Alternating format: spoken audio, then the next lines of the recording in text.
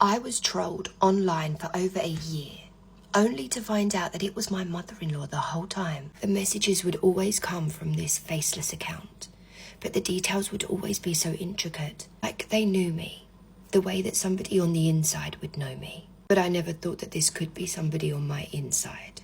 The messages wouldn't just be about where I'd gone.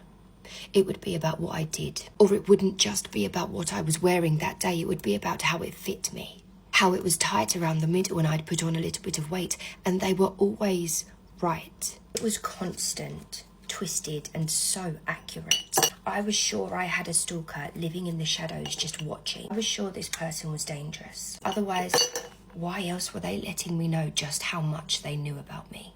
I ended up switching jobs because I was convinced that it must be somebody from work. Somebody who was just close enough to know all of this information. So I started my new job and I made friends with a guy called Jacob. A very, very clever tech guy. And one particular morning, I'd received a horrible message from my stalker. A message that scared me to my core. They had said what colour underwear I'd left on my bedroom floor this morning and called me a disgusting tramp. So I went to Jacob and I asked him if it was possible for him to track the IP address. Now, just to let you know, I didn't think this was going to be an easy thing.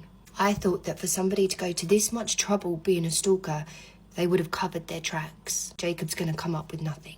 That wasn't the case. Within 5 minutes, Jacob had tracked that IP address all the way back to my mother-in-law's laptop. And my first instinct was to get up, to run home and show my husband what I'd found. But then I remembered that he is a very forgiving man, especially when it comes to his mum. So I needed to make sure that there was no going back. I decided not to say anything just yet.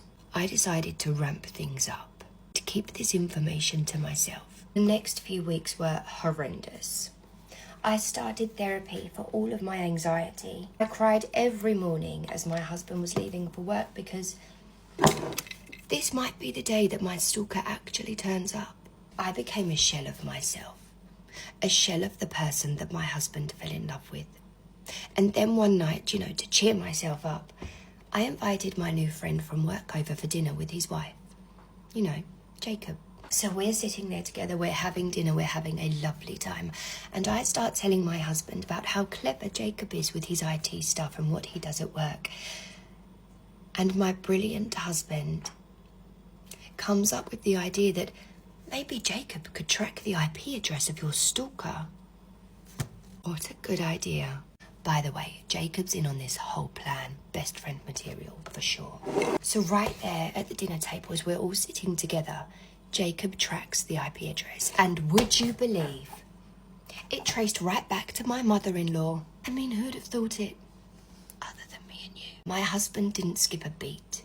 He turned to look at me, his face filled with embarrassment and horror. And all he said was, "She's done." And so I guess now I can stop the therapy.